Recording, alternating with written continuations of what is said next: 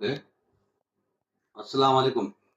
कल मेदक में सबका एक्स मिनिस्टर हरीश राव ने बातचीत करते हुए कांग्रेस पार्टी पर और सीएम रेवंत रेड्डी पर ग्लोबल्स प्रचार का और एक बात ना कही है। हम लोग टोटल इसको खंडन कर रहे हैं हम लोग।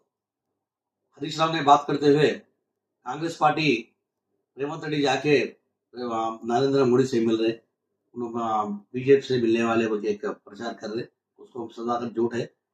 रेवंत रेड्डी सीएम के होदे में पीएम के मोदी से मिले, स्टेट को आने के बाद एज पर प्रोटोकॉल से जाके मिलते, लेकिन आपके जैसा सीएम के घर पे बैठने वाले नहीं होते।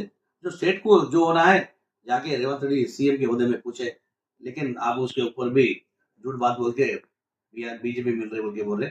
हम लोग यही एक ही बोल रहे, बीजेपी पार्टियां और टीआरएस पार्टी एक है। हम कब से बोल रहे, 2014 से 2018 में भी आप एक है। प्रेसिडेंट